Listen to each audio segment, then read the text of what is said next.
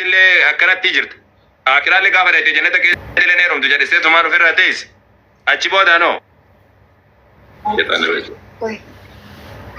رجع لما فاقا فدا يوان وقاتي قافة دوما no ragazzi ni video jela domma kan ma ti ko na di gele wala ko sa di dan sagalirra ayye dubis ayye bi fada ayye di da mila mala ko sameka digdam sagal ayye to ni anga sodo dubisa ka dubisi ka bakka jawadi jannata seenan fuudhan bakka jiru ayye sin dubisa tikko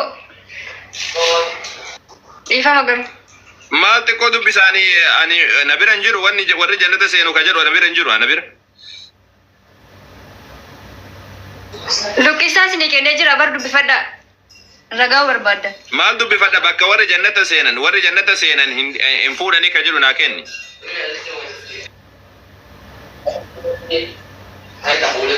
Koddu amma san argatu ragichi maal argada kuno isa kana si galte wae du'a ka'uti kuni wan jannataati miti kun du'a ka'udha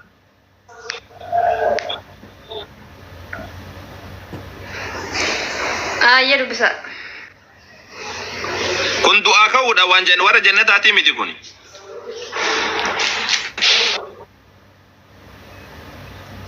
Ustaz isu madani dubisa jadi baru wah jannata udesan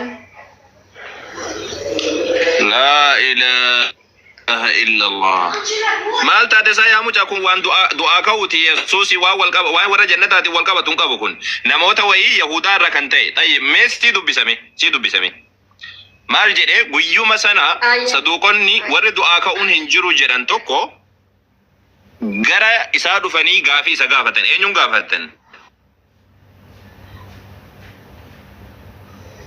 digdami sagali jede bar mal wajin dubbifnami tere guutu dubbifnami no guutu male gaafi do debi kesen si debi dik sagali raqaba na dubbisa ayye digdami sagal kono digdami sagal rat yesus ammo akkana jede debise jedha mal debise jedha tayyib waan gaafate misan barunu barbaachisa mon barbaachisu ayye dubbisa anga soddom sadi am soddom lahat dubbisa rakkon qabu digdami sadi irra dubbifna ka mal talimne dubbifna bo gaafi gaafatame irra tubanna akka argannuuf jechuudha tamam ustara ko ga wamma debi kesani fi digdami sagal irra argattu jechuudha debise jedha mal debise waa yesus debise san barunu barba mal tu gaafatame nan debise jannata keessatti akka fuudhee feerumni jira si deebisa digdami sagal irratti waan jannataadha waan dubbaten qabu yesus akka ittiin dubbanne sitti agarsiisa amma kana waan jannata yesus bakka kanatti hin dubbanne dubbatee illee hin beeku jannata keessatti fuuti hin jiru jedhe yesus siif hima amma kana sirriitti dhageeffadhu guyyuma sana saduuqonni warri du'aa ka'uun hin jiru jedhan tokko gara isaa dhufanii gaafii isa gaafatan eenyuun gaafatan yesuusin gaafatan akkas jedhaniin yaa barsiisaa jedhaniin yesuusin jedhan Museen namni tokko niitii fuudhee otoo ijoolleen dhalchii yoo du'e obboleessi isaa niitii sana dhaalee obboleessi isaatii fi sanyii haa dhaabu jedhee nutti himeera kunoo jedhan obboloota torba nu bira turee jedhan obboleen inni jalqaba niitii fuudhee otoo ijoolleen qabaatiin niitii isaa obboleessa isaatti dhiisee du'ee jedhan dhaga'u jirta almaaz yaa dhaga'u jira dubbisash Okay. Obboleessa lammaffaatii fi sadaffaa irratti hamma isa torbaffaattis waanuma sanatu ta'ee jedha. Ween fuudhan haadha manaa tan dhiisanii fuudhan. Dhuma irrattis dubartiinis ni duute. Egaa guyyaa du'aa ka'utti torban isaanii keessaa isheen niitii isa kamii taati? Hundi isaaniiyyuu ishee fuudhaniiruutii jedhanii gaafatan. Waan jannataa gaafatan moo waan jannataa gaafatan asitti? dubbisa ustaas rakkoon qabu seekan deebii kun waan jannataa gaafatanii gaafii deebii hubachuudhaan dura gaafii kana waan jannataa gaafatanii jarri kunniin yaa'udota nu bira turanii jedhe dubbate jara torbatu nu bira turee jedhan jarri si galtee jarri maaliidha saduuqota barattoota yesuusii miti warra yesuusitti amanee miti saduuqota Saduuqota jechuun warra guyyaan qiyaamaatu hin jiru jedhan du'aa ka'uun hin jiru warra jedhanidha. Jarri kun ka gaafatu jiran waa warra saduuqotaadha gaafachuu jiran. Jarri kun ka gaafatu jiran du'aa ka'uutti qoosuudhaaf jecha gaafatu jiran. Yesuus jara kanaan jannata seentan jedhaanisa. Jarri kun akka jannata hin seenne beekamaadha. Jarri kun jannata akka hin seenne beekamaadha. Jarri kun ka seenan du'aan kaani dhugaadha. Erga sanii hin fuudhani. Erga sanii ammoo hin fuudhanilleedha. Sanboodaan ammoo akkuma hin fuudhani sanboodaan ammoo ibidda jahannam seenan. Yesuus ammoo maal jedheen? Yesuus ammoo akkana jedhee deebiseef. Sirriitti dhageeffadhaa. Isin waan katabbiiwwan qulqulluu yookaan humna waaqayyoo hin beekneef dogongortuu jedheen. Guyyaa du'aa ka'utti namoonni akka ergamoota samii ta'u malee hin fuudhan hin heerumanis jedheen. Guyyaa maalitti du'aa ka'utti? Dhaga'u jirtaa miti isaa? Guyyaa du'aa ka'utti. Guyyaa du'aa ka'utti namoonni dhageeffadhu. Guyyaa du'aa ka'utti namoonni akka ergamoota samii ta'u malee hin fuudhan hin heerumanis jedheen. Tamaam? Bakka deebiin keessan iddoo kana fakkeenyaaf guyyaa du'aa ka'utti maarree nuti du'aa makaaneetu nu jannata gallaa mitiire? Eessatti jannata jedhame bakka isaa naa kenna. Waa'ee du'aa ka'utti jedha bara iddoo ka'utti waa'ee jannataa odeessa bara. Waan jannataati miti kun du'aa ka'u jechuun maal? Jarri kun jannata seenti isaa? Du'aa kaanii eessa dhaqu ustaas ishee? Du'aa kaanii jahannam dhaqan ka. Kanaafuu du'aa kaanii jahannam dhaqan. Du'aa kaanii jahannam dhaqan. Wajarri kuni du'aa kaanii jahannam dhaqan saduuqota. Ustaaz amma waan Yesuus dubbate bara Yesuus tu digdami sagalatti Yesuus tu dubbate. Yesuus eessatti? Maaliif sin dubbate? Neta keessatti hin fuudhan jedhee eessatti waan jara walirra daddabarsanii fuudhaniiti. Jarri kun du'atti iyyuu namanan. Jarri kun ka duute waan nama torbaa kana gaafatan. Namoonni inni baanu namoota kanniin. Namoota inni baanu namoota kanniin. Eessatti jannata keessatti. Jannata yoom seenan jedhee dubbate. Guyyaa qiyaama jannata keessatti jedhee jira Yesuus. Ustaaz amma gaaffiin keessanii digdami sagalatti dhugaa qixeematti deebi'ee du'aa ka'anii. Hin deebi'e tasuma taatee eessatti jannata kunoo ila kunoo uummata afootti mul'isuu jira. Eessatti jannata keessa jira naaf kenna. Maal jedha kun? Du'aa ka'u erga du'aa ka'anii eessa dhaqu ishee? Jannata moo eessa dhaqu? Maa du'aa ka'uun jannata? Maa kun gara ibiddaadha akka kun gara jannataadha akka warri ibiddaadha akkam fuudhan utuu beekna. Ayyee kanaafuu warri du'aa ka'an eessa dhaqu jedhe warri gaafa du'aa ka'an gaafa firdiitti dhiyaatanii eessa dhaqu? Maa warri du'aa ka'u jarri kunu du'aan ka'ani jarri kun gaafa du'aa ka'an ibidda dhaqanii. Eessatti abidda dhaqan jedha dofaatti? Maal jarri beekamaadha warra duuti hin jiru jedhan du'aa ka'uun hin jiru warra jedhanidha jarri kun. Laala ustaaz dubbiin kun saduuqota jechuun beektuu iyyuu ati saduuqota jechuun bar warra du'aa ka'uun hin jiru ila kun arguu jirtan warri du'aa ka'uun hin jiru jedhan tokko jedhe eenyu nama torbatu nu bira turee jedhan jarri kun warra Yesuus itti amanin iyyu jannata dhaqu hin dhaqan ibidda dhaqan tayyib eessatti Yesuus Kiristoosii wanni du'aa ka'u guyyaa qiyaama jechuudha guyyaa qiyaama nama hunda fuudhaan jennu nutiyyuu warri ibiddaadha warri gara ibiddaadha deemu hin fuudhu. Warri jannata seenu jannata keessatti Rabbiin subhaanahu wa ta'ala haadha manaa kennaaf jenna malee. Du'aa ka'uu jedhe Yesuus. Eessatti jannata keessatti jedhe. Du'aa ka'uun jannataan dura. Eega du'aa kan kun gara jannataa kun gara ibiddaa deemu. Ayyee du'aa ka'utti akka ergamoota waaqayyoo warra waaqa keessaa ta'uu jedha. Warri du'aa ka'an jechuudha. Fakkeenyaaf hundumtuu warri jalloonis warri gaariis gaafa dhumaarratti du'aa hin ka'u. Gaafa du'aa ka'an immoo eessa dhaqu? Fakkeenya kaan abiddatti deemaa kaan immoo jannata keessa seenaa jechuudha. Kanaafuu warri Kiristoositti amananii jannata keessa seenu jechuudha. Warri Kiristoositti amanan immoo abidda keessa eessatti waan jannata jettee eessatti fiddire ati. Warri nuti ka jechaa jirru warri du'aa ka'utti ka jedhe Yesuus waan du'aa ka'uudhaa dubbate malee waan jannataa eessatti dubbate. Bakka kamitti dubbate waan jannataadha. Bakka erga du'aa ka'anii bakka jannata keessa seenu ka bakka jara kanatu jannata seenaa si biratti. Jarri kun jannata seenti si biratti. Anamma waa'ee jaraa odeessaa jiru Yesuus afaan isaatiin dubbate barre digdami sagalii. Erga sani ammoo du'aa ka'utti jedhe Yesuus yeroo du'aa ka'anitti jedhe nutilleen akkasumatti amanna yeroo du'aa ka'utti namni hin fuudhu haadha manaa ofiitu yaadatu namni haadha manaa ofiitu yaadatu nabiyyi Muhammadiyyuu alayhi salaatu wassalaam namni hundi isaa walirraa dheessaa jiran du'aa ka'utti namni haadha manaa jedhee waliyyuu yaadatu ka dubbataa jiru Yesuus waan du'aa ka'uuti nutillee akkanumatti amanna laal nutilleen yeroo du'aa ka'anitti namni waan haadha manaatu yaadatu yeroo san walirraa dheessaa jedhee Qur'aanni gadi kaayetiin dubbata Haadha manaa ofii haati manaa abbaa warraa irra dheessit, abbaa warraa haadha manaa irra dheeksa, namni walirraa dheeksa zariin abbaa kan keetirraa walirraa dheessitaa jedhee dubbata. Kun wanni dubbataa jiru waan du'aa ka'uti. Erga du'aa kaate hoo achi boodaan firdiin godhama. Kun gara ibiddaa kun gara jannataadhaa deema. Ayyee ustaas isiniiti fakkeenyaaf duutaniituma. Dhaggeeffadhaa warri islaamaa fakkii akka yaada keessanitti duutaniituma ganaa kaataniitu wal fuutu miti akkasitti yaadanii miti. Lakki duunee kaanee wal fuunaa miti yaa mucaa. Akkasii miti akkasii miti. Kaaneetu akka akkasii miti. Nuti duunee du'aa kaanee qabri makeessaa ol utaallee wal fuunaa miti yaa mucaa. زمن دير الجرا دعاء قاتي وجوجت ربي سبحانه وتعالى في يوم كان مقداره 50,000 سنة جرا بكر أبي سنة توسو جنة السنين درا قافي داف قاف دعاء قاتي وقاكم شنتم دابت وقاكم شنتم وسو ربي سبحانه وتعالى مرتين قول اندرا وسو نم يكون قرا جنة ديمين قرا بدان ديمين يرو دعاء قاتي كم وقاكم شنتم كأبا والراتب هذا والراجت وليادا كوبا كنكي أكل لتت كلها كنكي osoo fatanufan osoo qaamni kan keedhaan kittaanan qaamni kan kee akkuma jiru sitti deebi'ee ka kophee ofirraa hin qabne waggaa 50 dhaabbatte rabbiin subhaanahu wa ta'aala najaan waa baasu nuti muslimni akkanatti aman du'aa ka'utti fuunaa miti kan nuti aman qabri makeessaa ol utaalee fuunee deemnaa kun erga jannati ibidda seene kun gara jannataadha erga seene rabbiin kananiidhaaf jecha jannata keessatti haadha manaa kennaafi haadha manaa isaa wajjin jiraata eega jannata seeneen booda jannata seenuudhaan dura du'aa ka'utu jira. Du'aa ka'uun booda zamana dheeraadhaan booda namni jannata seena.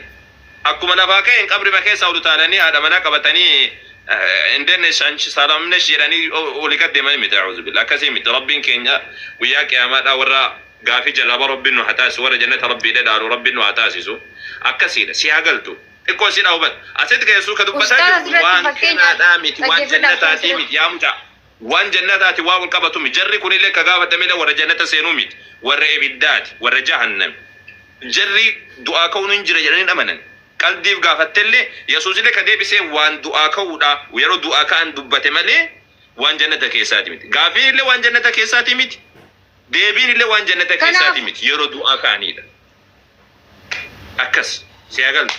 Ayyoo ustaas irratti gaaffii gaarii deebiseef achirratti Yesuus Kiristoos maarree gaaffii gaarii deebiseef hin argine achirratti 29 irratti du'aa ka'uun fakkeenyaaf nuti akka ergamoota waaqayyootti jiraanna jechuudha. Isin fakkeenyaaf akka keessanitti namni ati akka ergamoota waaqayyootti jiraatta taanaan ibidda jahannam seentaa jechuudha. Alhamdulillah.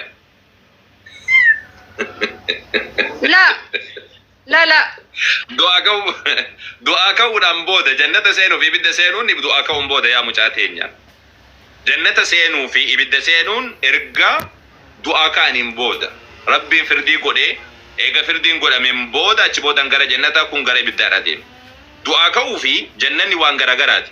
Du'aa ka'uun nu biratti yoomal qiyaama jedhama. Yoomal qiyaama jechuun guyyaa kaafamaa jechuudha. Awwala hashrii jedhama nu biratti. Hashrii jechuun kaafama. Kaafama namni du'aa keessaa kaafame qabrii keessaa ka'ee walitti qabamu. Bakka takkatti dirree takka irratti walitti qabamu. Uumamni kun guutuu malaayikaan ni dhufanii Rabbiin illee subhaanahu wa ta'aala dhufee erga sani ammoo uumamni kun guutuun isaan ni marfama. San boodan waan baay'ee jira osoo jannata biran gahin. Nu bira fakkeenyaaf afaan barsiisa islaamummaa keessatti nu biratti wannaan jira dhaabbiin jira qiyaama. Dirree mahshar keessatti dhaabbiin jira. Waggaa 1000 lakkaamutu dhaabbata. Erga sani ammoo shafaa'a jira. Manguddummaa Rabbiin subhaanahu wa ta'aala nabiyyoota irra qabalee murtii godha. Erga murtiin godhamoo eegalee ammoo miizaana jira. Gaafii jira. Eegasani siraati jira. Waa hedduu jira. Waggoota hedduun booda achi boodaan gara jannataadha deemta. Kun ammoo gara ibiddaadha ofirraa deemaa jechuudha. Wanni asitti dubbataa jiru Yesuus waa warra jannata seenuu miti. Gaafiin illee warra jannata seenuu miti. Deebiin illee warra jannata seenuu miti. Iddoo gongoriin macaafa dubbisi yaa mucaa. Sammuudhaan dubbisi hafuudhaan hin dubbisiin. Kafuurii karaarra si jallisa. Gaafii lammaffaatti deebi'a. Gongorree. Ayyeeshi. Gaafiin keessi deebi'a garuu. Gaafii maal deebista? Gaafii deebi'a maal taate?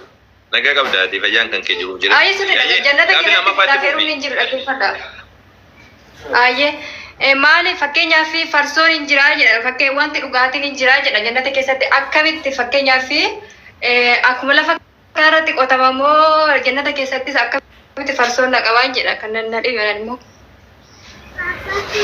Lakki farsoo akkasiiti miti ka rabbiin subhaanahu wa ta'ala qopheesse malee ka fara gootamuu miti. Si galtee jannata keessatti wama hunda jira. Maa Yesuus farsoon dhugna hin jenne barattoota wajjin. Jannata keessatti farsoo dhugnaa barattoota hin jenne Yesuus. Jedhee jira daadhii dhugnaa hin jenne. Daadhii wayinii jedhama malee farsoo hin jenne. Daadhii wayinii maal jedhama? Afaan Oromootiin daadhiin maal jedhama?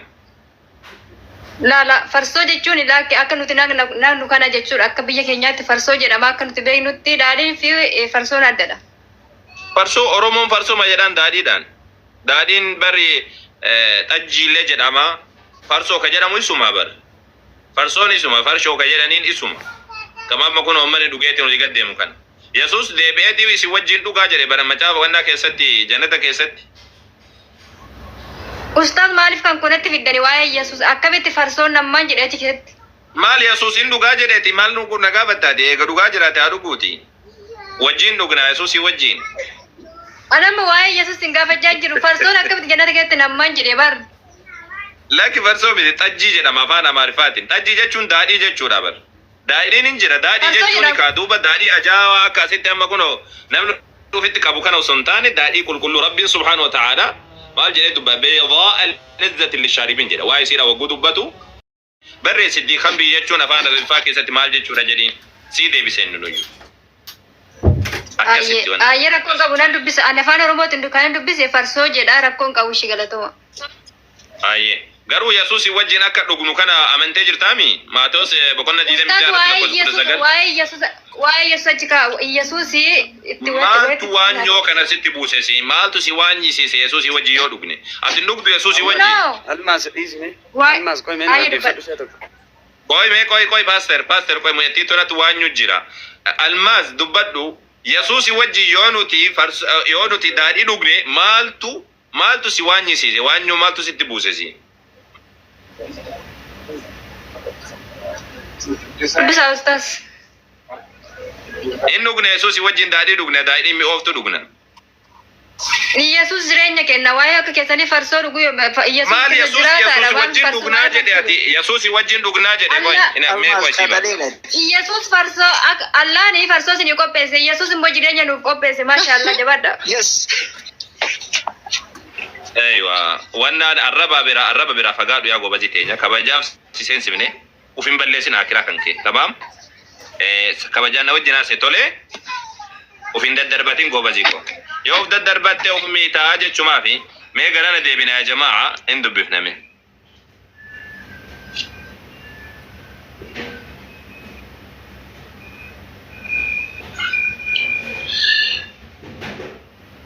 Aywa Yesuusii wajjin daadhii dhugna wanni jennee ibsa kana yaa jamaa. Yesuusii wajjin daadhii dhuguun kun hin badee mana maate moo? Maal jedhe Yesuus irratti ilaala? Ani isinitti nan himaa jedhe. Argu jirtanii miti isa isinitti mul'ata yaa jamaa. Ani isinitti nan himaa ani hamman guyyaa isin wajjin mootummaa abbaa koo keessa deebee dhugutti amma jalqabee isin ija wayinii kanarraa hin dhuguu jedheen. Cuunfaa isaadha jechuudha. Mootummaa abbaa koo keessatti isin wajjin dhugutti jedhe deebi'ee dhugutti amma jalqabee ija wayinii kanarraan dhuguu jedheen. Deebi'ee biyya achi keessatti isin wajjin dhugaa jechuu jira Yesuusii wajjin. Nuti Yesuusii wajjin yoo daadhee dhugne min chigira allahu. Yesuus kunoo deebi'ee isin wajjin dhugaa jechuu jira. In dhugaa Yesuus illeen daadhii dhuga. Yesuusii wajjin daadhii dhugna yaa jamaa.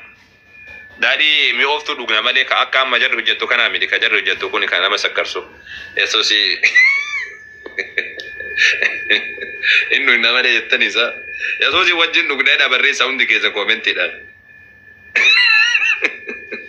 Pastor yaa Ustaz inaariin rakkoon qabu dhugaa waa'ee isin hin dhibiina okay?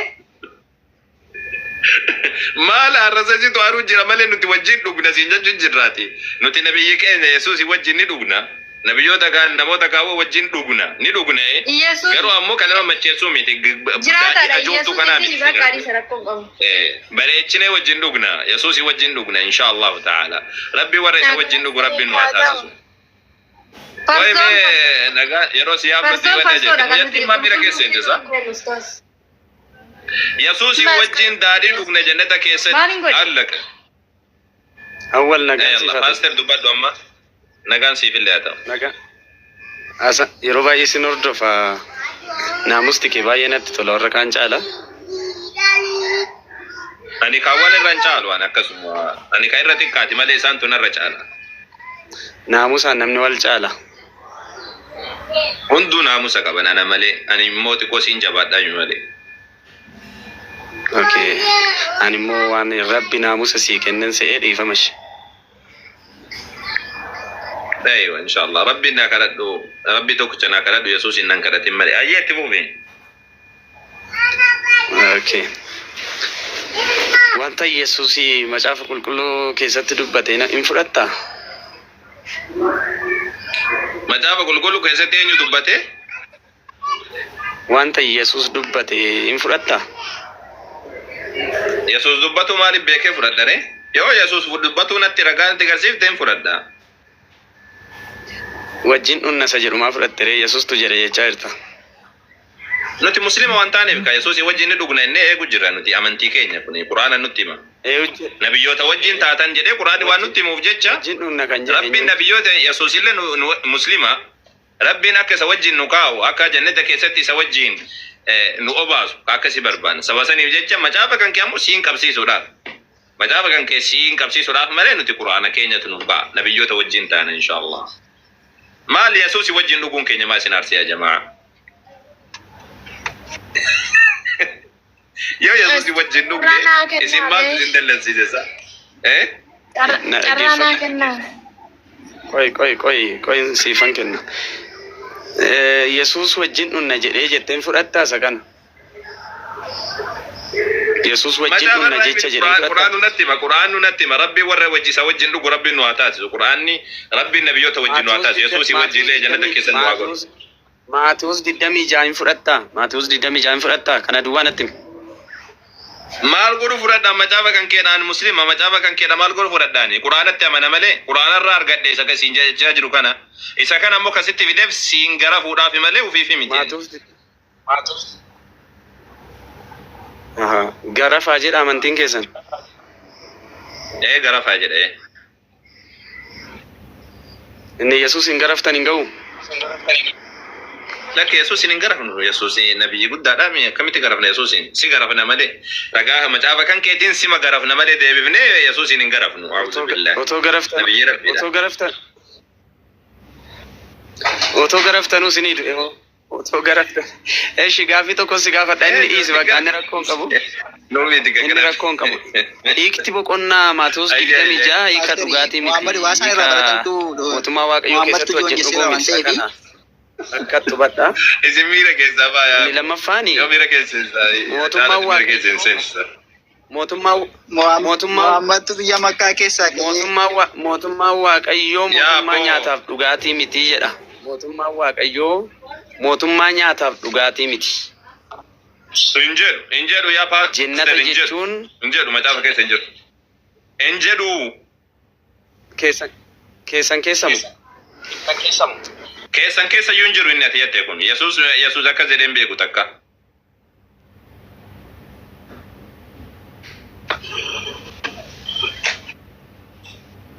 Paasteri maal macaafa hin dubbifne moo maal taatan? Macaafni akkasii hin jedhu.